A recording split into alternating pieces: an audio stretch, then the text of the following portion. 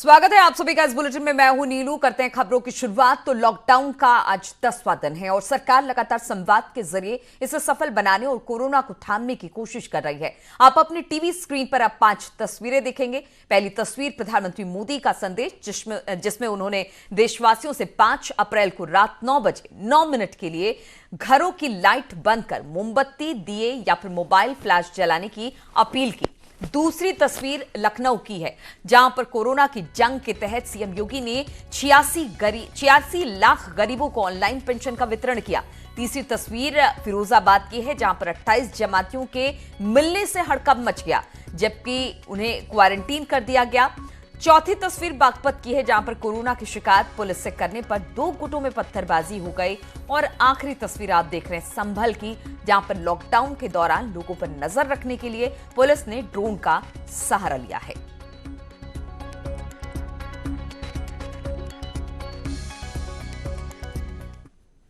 और बागपत से खबर है, यहां पर कोरोना को लेकर 2 गुट आपस में भिड़ गए हैं। दाह गांव में दोनों गुटों में पत्थरबाजी हुई है। पत्थरबाजी और मारपीट का वीडियो वायरल हो रहा है। महाराष्ट्र से लौटे थे तीनों युवक। दूसरे गुट ने पुलिस को सूचना दे दी। कोरोना टेस्ट को लेकर भिड़े दोनों गुट, तो एक नहीं चाहता था कि टेस्ट हो, जबकि दूसरा ये बताने की कोशिश पुलिस को की कि ये सभी लोग जो हैं वो महाराष्ट्र से लौटे हैं और इनका कोरोना टेस्ट होना चाहिए। मारपीट का वीडियो अब वायरल हो रहा है। तस्वीरों में आप देख सकते हैं किस तरह से पत्थरबाजी हुई है। दाह गांव की घटना बताई जा रही है, जहां पर 2 गुट आपस में भिड़े और भिड़ने का कारण यह था कि वहां पर 3 युवक महाराष्ट्र से लौटे थे।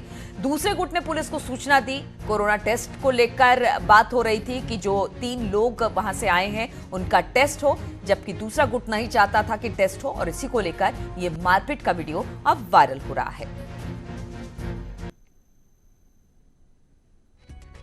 तो तस्वीरें आप देख सकते हैं किस तरह से लोग हालांकि सजग हैं। कोई बाहर से होकर आ रहा है तो बताने की कोशिश, चलिए और लगातार हम कोशिश कर रहे हैं कि बागपत के पुलिस अधीक्षक से हमारी बातचीत हो जाए, लेकिन उनसे फिलहाल तो संपर्क नहीं हो पा रहा है। लेकिन हम कोशिश करेंगे उनसे बातचीत करने की और जानने की कि फिलहाल स्थिति किस तरीके की है। हालांकि लोग हर गली मोहल्ले में सजग है। कोई बाहर से आ रहा है तो पुलिस की इस बात को सूचना दे रहे हैं, लेकिन कुछ लोग इन सब बातों को दरकिनार कर रहे हैं और यही वजह रही कि आज 2 गुटों में आज झड़प हुई है। और अलीगढ़ से खबर है, यहां पर मस्जिद में मौजूद लोगों ने पुलिस पर पथराव कर दिया है। दरअसल पुलिस को खबर मिली थी कि थाना बन्ना देवी इलाके की तकिया मस्जिद में काफी मुस्लिम जुटे हुए हैं। जब पुलिस ने माइक से मस्जिद खाली करने की अपील की तो लोगों ने पथराव शुरू कर दिया, जिसमें कई पुलिसकर्मी घायल हो गए हैं। जिसके बाद पुलिस ने लोगों को खदेड़ते हुए मस्जिद खाली कराई है। पुलिस ने लोगों से शांति व्यवस्था बनाए रखने की अपील भी की है। हम लोग किसी को भी कोई समस्या नहीं आने देंगे। इस तरह से पुलिस लगातार कानून व्यवस्था बनाए रखने की बात कर रही है, लेकिन इसके बावजूद कुछ लोग हैं जो पुलिस से ही उलझते दिखाई दे रहे हैं।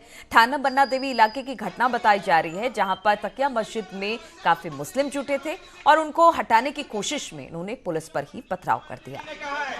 हम लोग किसी को भी कोई समस्या नहीं आने देंगे। जब हम लोग और बांदा से खबर लेते हैं, यहां पर पुलिस ने एक और जमाती को गिरफ्तार किया है। वो दिल्ली के निजामुद्दीन में हुए तबलीगी मरकज में शामिल हुआ था। उसे राजकीय मेडिकल कॉलेज के आइसोलेशन वार्ड में भर्ती कराया गया और सैंपल जांच के लिए भेज दिया गया है। युवक मूल रूप से हैदराबाद का रहने वाला है और यहां छिपकर रह रहा था। इस तरह जनपद में अब तक निजामुद्दीन मरकज में शामिल हुए 7 लोगों को गिरफ्तार किया गया है। निजामुद्दीन वाला मरकज़ वाला हुआ है, तो उसमें जो लोगों ने भी वहाँ पर जाकर शिरकत की है उन सब लोगों को तलाश किया जा रहा है। तो उसी में से एक जो ट्रेस हुआ है, ये कर्नाटक का रहने वाला है, इसको हम लोग लाकर यहाँ पर आइसोलेशन में रखे हुए हैं। और बुलंदशहर पुलिस ने 2 दर्जन जमातियों को बरामद किया है। ये सभी एक ही घर में रह रहे थे। ये सभी दिल्ली के तबलीगी जमात में शामिल हुए थे और अब तक जिले से अलग अलग जगहों से 16 जमाती समेत 260 लोगों को पुलिस ने मेडिकल परीक्षण के बाद सभी को क्वारंटीन कर दिया है।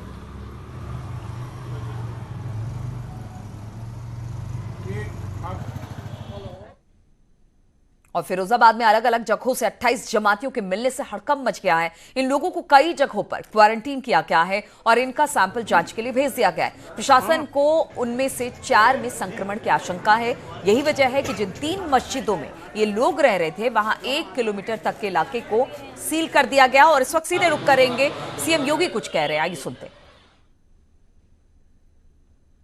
वृद्धावस्था पेंशन, निराश्रित महिला पेंशन और दिव्यांगजन पेंशन के साथ ही कुष्ठावस्था पेंशन की एक साथ 86,71,781 लाभार्थियों के लिए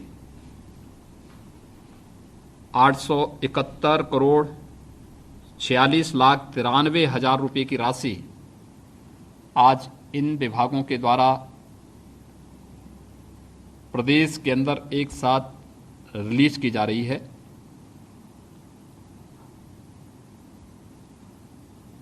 पूरी दुनिया वैश्विक महामारी कोरोना के खिलाफ एक लड़ाई लड़ रहा है। भारत के अंदर भी आदरणीय प्रधानमंत्री मोदी जी के नेतृत्व में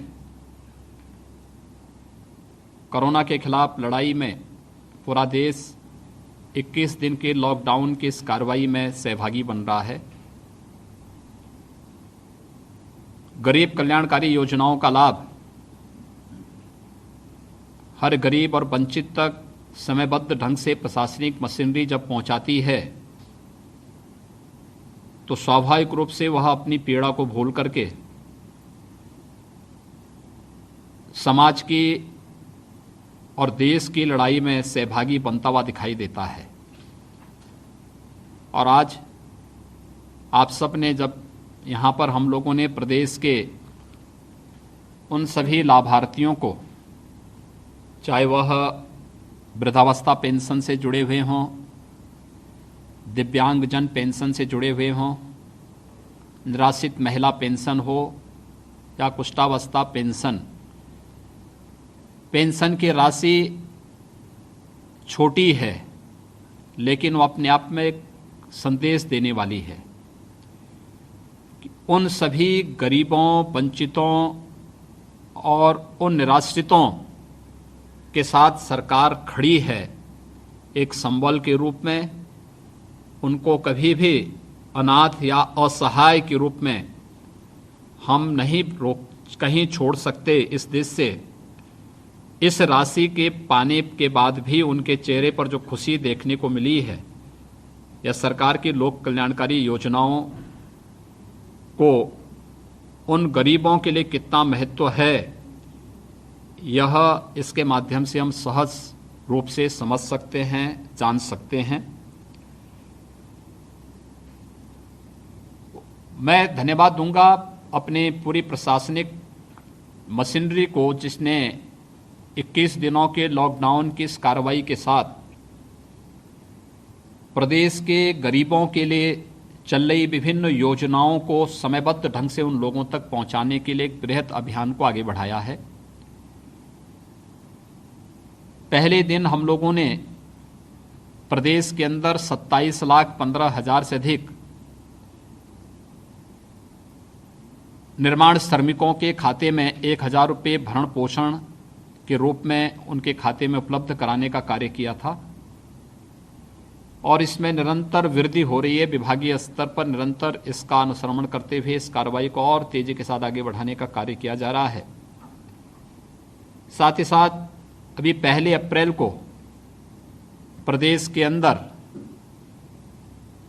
हम लोगों ने, चाहे वह मनरेगा के श्रमिक हों, चाहे वह प्रदेश के अंत्योदय के कार्ड धारक हों, निर्माण श्रमिक हों और अन्य प्रकार के वे लोग जो इस लॉकडाउन की कार्रवाई में जिनकी रोजी रोजगार पर प्रभाव पड़ा है,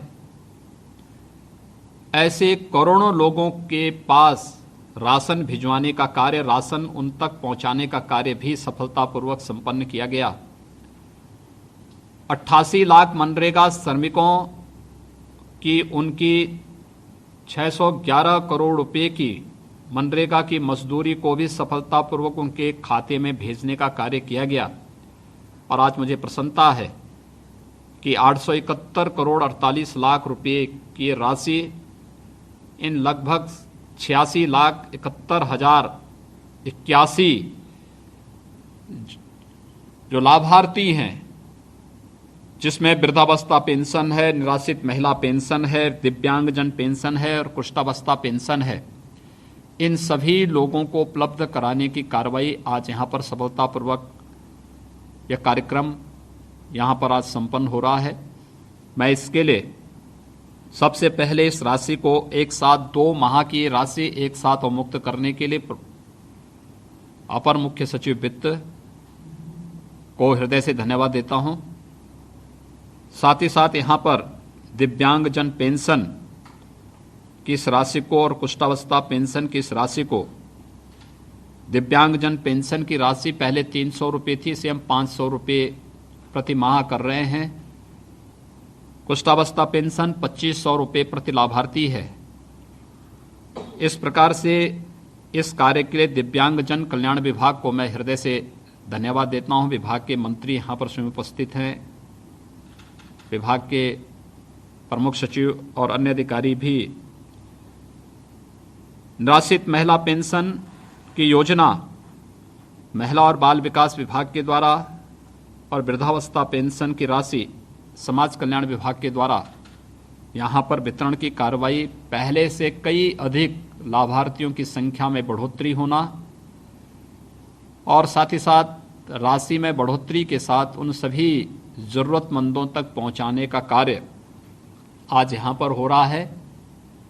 आपने देखा होगा कि ये राशि आपके लिए, अन्य लोगों के लिए छोटी दिख सकती हो, 500 रुपये, 1000 रुपये, लेकिन एक गरीब के लिए इस राशि का क्या महत्व है यह उनके चेहरे की चमक से स्वतः अनुमान लगाया जा सकता है। और मुझे प्रसन्नता है कि उसमें से ज़्यादातर लाभार्थियों ने इस बात को कहा कि उन्हें समय से पेंशन की राशि उपलब्ध हो रही है। समय से किसी भी लाभार्थी को योजना का लाभ मिल जाना ये बड़ा कार्य है और आज यहाँ पर इस समयबद्ध ढंग से शासन की योजनाओं का लाभ ज़रूरतमंदों तक उपलब्ध हो जाना ये सुशासन की एक प्रमुख और प्रभावी कार्रवाई का हिस्सा माना जा सकता है। मैं इसके लिए सभी संबंधित विभाग को हृदय से धन्यवाद देता हूं और इन सभी लाभार्थियों के प्रति भी अपनी शुभकामनाएं देता हूं कि यह राशि उनके आवश्यक कार्यों में उनके लिए उपयोगी बन सके। इस दृष्टि से उन सबको मैं हृदय से बधाई देता हूं, अपनी शुभकामनाएं देता हूं और विश्वास व्यक्त करता हूं कि जो कार्रवाई पिछले हम लोगों ने 10-12 दिन से लगातार अलग अलग प्रकार की लाभार्थी परक योजनाओं के माध्यम से गरीबों के लिए, किसानों के लिए, मजदूरों के लिए, दिव्यांगजनों के लिए या फिर मनरेगा मजदूरों के लिए, हर एक तबके के लोगों के लिए जो अनेक प्रकार के कार्यक्रम प्रदेश के अंदर संचालित हो रहे हैं, इन योजनाओं के माध्यम से हम हर गरीब के चेहरे पर खुशहाली लाने में और लॉकडाउन की इस कार्रवाई के बावजूद हम भारत सरकार के और आदरणीय प्रधानमंत्री जी के उनकी अपील और निर्देश के अनुसार कोरोना महामारी की इस लड़ाई में भी प्रत्येक गरीब को, प्रत्येक नागरिक को सहभागी बनाने में सफल होंगे। मैं इस अवसर पर इन सभी लाभार्थियों को हृदय से बधाई देता हूं।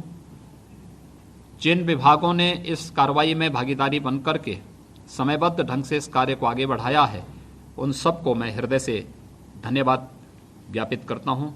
आप सबके प्रति भी हृदय से धन्यवाद ज्ञापित करते हुए वाणी को विराम देता हूं। जय हिंद। तो सीएम योगी, जिस तरह से आज कहा जा रहा था कि 86 लाख लोगों के खाते में पेंशन की रकम जाएगी, वो भी 3 महीने की, तो आज इसको लेकर जो सरकार है उन्होंने ऑनलाइन व्यवस्था की थी। आज खुद सीएम ने ऑनलाइन पेंशन दिया है, लोगों से बातचीत भी की है, जो लाभार्थी थे जिनके खाते में पैसे गए उनसे बातचीत भी की और लगातार सीएम यही कहते रहे कि वो बुजुर्गों, महिलाओं, दिव्यांगों की मदद करेगी, सरकार उनके साथ है, घबराने की जरूरत बिल्कुल भी नहीं है। और रुकते हैं छोटे से ब्रेक के लिए बहुत जल्द। और न्यूज 18 की खबर का बड़ा असर हुआ है। गाजियाबाद के आइसोलेशन वार्ड में रखे गए तबलीगी जमात के 6 लोगों के खिलाफ एफआईआर दर्ज की गई है। इन लोगों पर डॉक्टर और नर्सों के साथ बदसलूकी करने का आरोप है। नर्सों ने शिकायत दर्ज कराई कि ये लोग अश्लील हरकतें कर रहे थे। सीएमओ गाजियाबाद ने लिखित में इस बात की शिकायत जब पुलिस को दी तो एसपी सिटी और एडीएम जांच के लिए मौके पर पहुंचे। जांच में शिकायत सही पाए जाने पर 6 जमातियों के खिलाफ अलग अलग धाराओं में एफआईआर दर्ज की गई है। 5 मरीजों को RKGIT के आइसोलेशन वार्ड में शिफ्ट किया गया है। एक जमाती की रिपोर्ट पॉजिटिव आई थी, जिसके चलते उसे जिला अस्पताल में रखा गया है। तो जिस तरह से लगातार ये कहा जा रहा था कि अलग अलग जगहों पर जमातियों को रखा गया है, गाजियाबाद में भी इस तरह की बातें आई थी, इन्हें भी आइसोलेशन में रखा गया था। और न्यूज 18 इस खबर को लगातार दिखा रहा था कि किस तरह से गाजियाबाद के आइसोलेशन वार्ड में तबलीगी जमात के लोगों ने बदतमीजी की और इसके बाद उन पर एफआईआर दर्ज की गई है।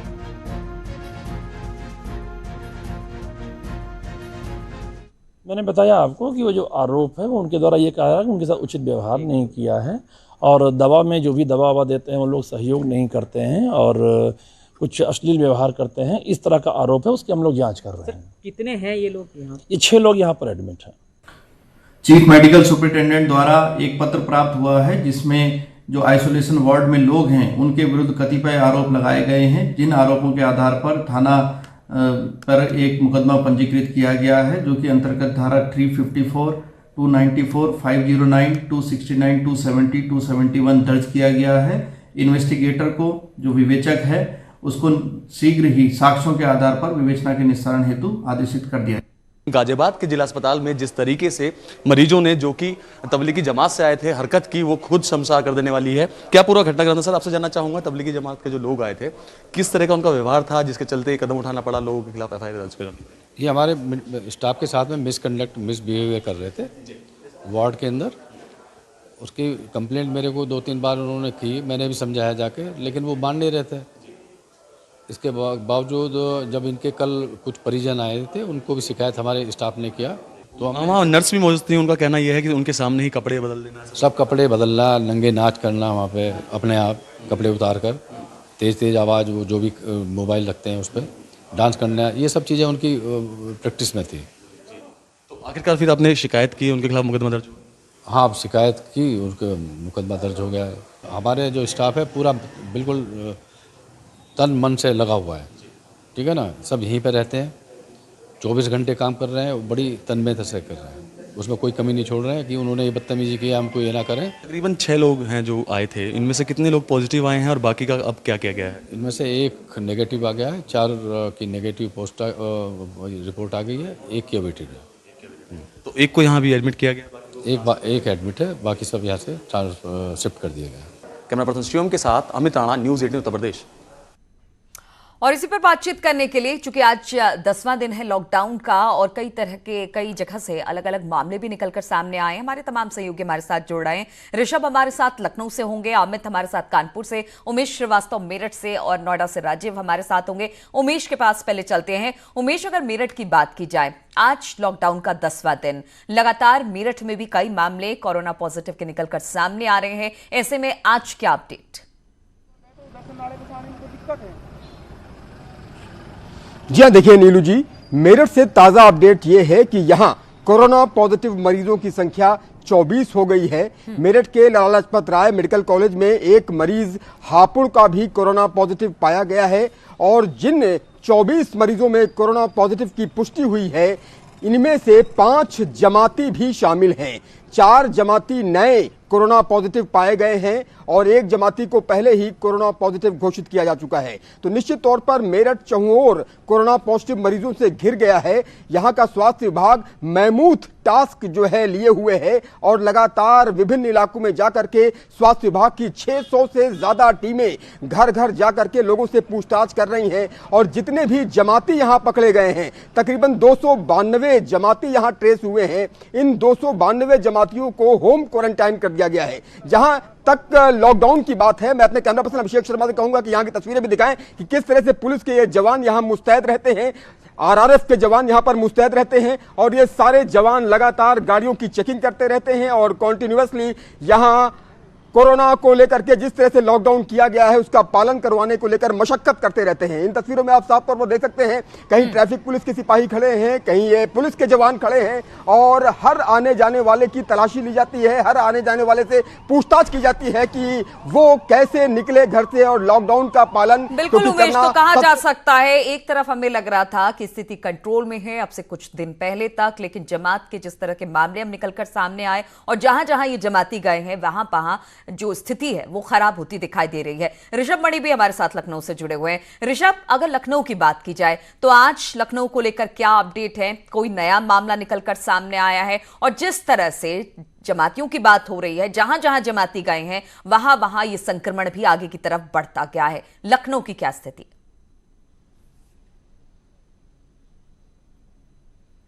नीलू देखिए, लखनऊ पुलिस ने कल पूरे दिन भर रात भर भी ऑपरेशन चलाए हैं। कई मस्जिदों, मदरसों, धार्मिक जो स्थान हैं वहाँ से करीब 125 ऐसे लोग हैं जो कहीं ना कहीं से इन जमातियों के संपर्क में आए थे। उनको क्वारंटाइन किया गया है, उनको सेल्फ आइसोलेशन में रहने की हिदायतें दी गई हैं। एक फ्रंट पुलिस वहाँ पर मेहनत कर रही है, दूसरा फ्रंट पुलिस के लिए हो जाता है लॉकडाउन को किस तरह से इफेक्टिवली यहाँ पर एप्लीकेबल करवाना है। उसके लिए इस वक्त देखिए हम बॉर्डरिंग एरिया में खड़े हुए हैं। ये लखनऊ से पूरब को जोड़ता है, गोरखपुर, फैजाबाद, बाराबंकी ये सड़क जाती है। यहाँ पर आप देख सकती हैं काफ़ी पुलिस तैनात है। जो सीनियर पुलिस अफसर्स हैं वो खुद यहाँ फील्ड में हैं। एक एक गाड़ी की तलाशी हो रही है, किसके पास वैलिड रीज़न है, वैलिड उनके पास कोई कागजात हैं तभी जाने दिया जा रहा है। बात करने के लिए हमारे साथ एसीपी विभूति खंड भी हैं। सर, यहाँ पर पुलिस की कितनी ड्यूटी बढ़ गई है? जैसा कि आप सभी लोग जान रहे हैं कि इस समय कंप्लीट लॉकडाउन का पालन हम लोग करा रहे हैं। सिर्फ मेडिकल सर्विसेज और इसेंशियल गुड्स सर्विसेज को जो है हम लोग अलाउ कर रहे हैं। इस समय जो अभी हम लोग मस्जिदों में भी अभियान चला के चेक कर रहे हैं, मंदिरों सारे जो है धर्मस्थलों पे भी हम लोग जा रहे हैं। साथ में ये कंप्लीट लॉकडाउन का जो पालन हम करा रहे हैं। इस समय वर्तमान में आप खड़े हैं जो कि वो हमारा एडजेसेंट डिस्ट्रिक्ट से हमारा ये जुड़ता है। ये जगह जो है जितने भी पूर्व के ज़िले हैं, चाहे वो बस्ती, बहराइच, फैजाबाद, गोंडा से लेके गोरखपुर तक, तो यहाँ आप देख सकते हैं कि फोर्स की काफ़ी संख्या है और हम लोग सिर्फ जो है उन्हीं लोगों को अलाउ कर रहे हैं जिनके पास या तो पास है या तो वो इमरजेंसी सर्विसेज से हैं या एसेंशियल गुड्स की गाड़ियां हैं। तो नीलू आप देख सकते हैं उत्तर प्रदेश पुलिस कई मोर्चों पे लड़ रही है। राशन की दुकान हो, बैंकों के बाहर की लाइन हो, शहर के गलियों के अंदर की बात हो या इस तरह के जो बॉर्डरिंग डिस्ट्रिक्ट्स हैं, जो लगते हुए एडजेसेंट डिस्ट्रिक्ट्स हैं, ये पूरब की ओर ये पूरा एरिया जाता है, वो देखिए आप सड़क के पार देख सकते हैं किस तरह से पुलिस के जवान मुस्तैद खड़े हुए हैं और एक एक गाड़ी बिल्कुल ऋषभ, तो कहा जा सकता है कि एक तरफ कोरोना पॉजिटिव मामले आ रहे हैं, उसको लेकर किस तरह की सजगता दिखाई जाए उस पर भी पुलिस काम कर रही है। जमातियों को ढूंढने तलाशने का काम कर रही है। कोरोना के संक्रमण से लड़ने के लिए बाकी लोग काम कर रहे हैं और एक तो लॉकडाउन का पालन भी करवा रहे हैं। अमित गंजू भी कानपुर से हमारे साथ जुड़े हुए हैं। अमित, अगर आज कानपुर की बात की जाए तो क्या अपडेट और लॉकडाउन के 10वें दिन क्या देखने को मिल रहा है? देखिए नीलू, मैं आपको बताना चाहूंगा, जैसे मेरे सहयोगी ऋषभ या उमेश बता रहे थे, कानपुर में भी लॉकडाउन का असर साफ तौर पर देखने को मिल रहा है। यहाँ जब से जमात के लोग मिले हैं उसके बाद से पुलिस की नींद उड़ी पड़ी है। पुलिस रात भर दबिश देके जमातियों को ढूंढे और दिन में कढ़ाई लेकर सब्जियां बनाए। देखिए ये मानवता का कितना बड़ा चेहरा है कि वो इंस्पेक्टर जो रात भर दबिश दे रहा है वो पूरी टीम के साथ, मैं अपने कैमरामैन से कहूंगा कि इसको थोड़ा क्लोज करके दिखाएं कि क्या बना रहे हैं, क्या चीज। इंस्पेक्टर साहब आप इस तरफ आ जाइए, क्या बना रहे हैं? सब्जी बन रही है। सब्जी बन रही है। रात को तो आप दबिश दे रहे थे। रात में वो मेरा कर्तव्य था, ये भी सामाजिक कर्तव्य है, लोगों को खाना पहुंचे, सभी लोग को खाना सुबह जब भेजना है, शाम को भेजना है, कोई भूखा ना रहे। हमारे उच्चाधिकारियों का आदेश है कि एक भी आदमी भूखा ना रहे, उनको जो सुविधा वो दी जाए। तो और कितने लोगों का ये खाना बना रहे? तो बहुत रातें लग रही है। ये 2000 से ऊपर लोगों का खाना बन रहा है यहाँ पे। 2000? ये कहाँ जाएगा खाना? ये जितने गरीब हैं सबको सब जगह बांटे जाएंगे घूम घूम करके। और हमारे यहाँ अलग से थाने पे हेल्पलाइन नंबर भी बना, अगर किसी को दिक्कत है तो उस पर सीधे कॉल करेगा, उसके यहाँ खाना पहुँच जाएगा। एक तरफ दबिश और एक तरफ आप सब्जी बना रहे हैं, मिक्स वेजिटेबल। क्या मैं देखना चाहूंगा कौन सब्जी बना रहे हैं सर आप? ये कोहड़े की है, मिक्स वेज है, कोहड़े की है और गोभी है और इसमें गाजर है, सब पूरा मिक्स सब्जी। देखिए नीलू, कितनी बड़ी बात है कि रात भर दबिश दें और दिन में मिक्स वेजिटेबल और पूड़ी बनाए। महिला कांस्टेबल्स पूड़ी बना रही हैं, सिपाही यहाँ डब्बे पैक कर रहे हैं। यानी कहीं ना कहीं पुलिस का काम 4 गुना बढ़ा हुआ है। जमातियां ढूंढें कि लोगों को कंप्लाइंस इसका कराएं, कि सड़क पर जो लोग मौज मस्ती घूम रहे हैं उसको पकड़े। मुख्यमंत्री जिस प्रकार से इसकी गंभीरता दिखा रहे हैं, खुद इसकी मॉनिटरिंग कर रहे हैं, उसका असर उनके मातहत अधिकारियों पर पड़ रहा है। और यहां तक कि inspector, constable, head constable, ASI, यहां की ये जो श्री कृष्ण की रसोई है, इसमें मानवता की पुलिस मिसाल पेश कर रही है। मानवता की मिसाल यहाँ पर पुलिस वाले हैं, कहां पर ये नजर बनाए हुए हैं और किस तरह से इनका काम दिन पर दिन बढ़ता जा रहा है, इस पर हम देख ही पा रहे हैं। राजीव हमारे साथ जुड़ गए हैं। राजीव, अगर नोएडा और गाजियाबाद और पूरे तमाम जगहों की बात, दिल्ली एनसीआर की बात की जाए तो खास तौर पर जमात, क्योंकि दिल्ली से सटा इलाका है, जमाती यहाँ पर लगातार अलग जगह से पकड़े जा रहे हैं और कोरोना वायरस से संक्रमित है। किस तरह की चुनौती और आज 10वें दिन क्या देख पा रहे हैं आप? बिल्कुल, अगर देखा जाए तो जैसा कि आपने नोएडा और गाजियाबाद की बात की, तो यहाँ पे सबसे बड़ी चुनौती यही है कि आज शुक्रवार का दिन है, जुम्मे का दिन है, और ऐसे में जो नमाज पढ़ने की जो बात सामने आ रही है, जैसा कि कल आपने देखा होगा सेक्टर 16 में जो है छत पे इकट्ठा होकर के नमाज पढ़ रहे थे, उसका प्रशासन पूरी तरह से सख्ते में है। मुख्यमंत्री योगी आदित्यनाथ ने दिया है कि आज जो है ड्रोन कैमरे से आप लोग जगह जगह निगरानी कीजिए। जो संवेदनशील इलाके हैं वहाँ पे पुलिस को मुस्तैद कर दिया गया है ताकि मस्जिद में लोग न जाएं और छतों पे इकट्ठा होकर नमाज न पढ़ें। और इसको लेकर लगातार जो धर्मगुरु हैं वो भी फतवा जारी कर रहे हैं, लेकिन कुछ लोग ऐसे हैं जो जानबूझ करके माहौल बिगाड़ना चाहते हैं। इसको लेकर पुलिस पूरी तरह से सख्ते में है। पुलिस का सीधे तौर पर निर्देश है कि अगर कोई लॉकडाउन का उल्लंघन करता है, नहीं मानता है, तो उसके ऊपर कार्रवाई की जाएगी, उसकी गिरफ्तारी की जाएगी। इसको लेकर कल कुछ लोगों को हिरासत में भी लिया गया है। तो देखा जाए तो पूरी तरह से नोएडा और गाजियाबाद में पूरी तरह से हाई अलर्ट में पुलिस बिल्कुल है। तो राजीव, कहा जा सकता है कि लगातार लोगों से अपील की जा रही है कि ठीक है, आप अपने धर्म को माने, तमाम चीजें करें, लेकिन इस वक्त स्थिति बहुत अच्छी नहीं है। कोरोना का संक्रमण लगातार बढ़ता जा रहा है। लोगों से अपील की जा रही है कि सोशल डिस्टेंसिंग का पालन करें। इसके बावजूद भी अगर चीजें नहीं हो रही है तो कोशिश ये की जा रही है कि सख्ती से इससे निपटा जाए। आप तमाम सहयोगियों का बहुत बहुत शुक्रिया हमारे साथ जुड़ने के लिए, और हम लगातार अपील यही कर रहे हैं कि आप दूरी बनाए रखें, तभी कोरोना के संक्रमण से हम और आप बच सकते हैं। रुकेंगे छोटे से ब्रेक लिए, ब्रेक के बाद भी लगातार यहां खबरों का सिलसिला जारी है।